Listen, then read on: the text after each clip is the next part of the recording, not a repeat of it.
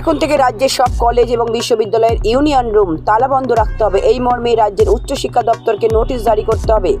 বৃহস্পতিবার একটি জনস্বার্থ মামলায় এমনটাই নির্দেশ দিল কলকাতা হাইকোর্ট। বিচারপতি সৌমেন সেন এবং বিচারপতি স্মিতা দাসের ডিভিশন বেঞ্চ আরও নির্দেশ, জরুরি কোনো প্রয়োজনে রেজিস্ট্রারের কাছে আবেদন করতে হবে, না হলে তালাবন্ধই থাকবে ইউনিয়ন রুম।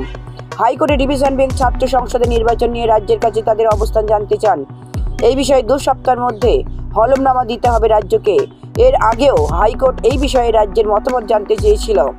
আগামী 17 জুলাই মামলার পরবর্তী শুনানি।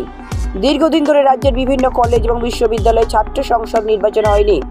এই নিয়ে সায়ন বন্দ্যোপাধ্যায় জনস্বার্থ মামলা করেন। সেই মামলার শুনানিতেই বৃহস্পতিবার কলকাতা হাইকোর্ট কলেজ এবং বিশ্ববিদ্যালয়ের ইউনিয়ন রুম বন্ধ রাখার নির্দেশ দেয়। পাশাপাশি কসবার আইন কলেজে ধর্ষণের ঘটনায় জনস্বার্থ মামলা দায়ের হয়েছিল কলকাতা হাইকোর্টে। বৃহস্পতিবার সেই মামলার শুনানিতে রাজ্যকে তদন্ত রিপোর্ট এবং কেস ডায়েরি জমা দেওয়ার নির্দেশ দিল বিচারপতি সৌমেন সেন এবং বিচারপতি স্মিতা দাসের ডিভিশন বেঞ্চ। আদালত জানিয়েছে এই ঘটনা নিয়ে সংশ্লিষ্ট কলেজকেও হলফনামা জমা দিতে হবে। আগামী বৃহস্পতিবার এই মামলার পরবর্তী শুনানি। তার মধ্যে রিপোর্ট জমা দিতে হবে রাজ্য এবং কলেজ কর্তৃপক্ষকে। প্রসঙ্গত, গত 25শে জুন দক্ষিণ কলকাতার একটি আইন কলেজে এক পড়ুয়াকে গণধর্ষণের অভিযোগ ওঠে।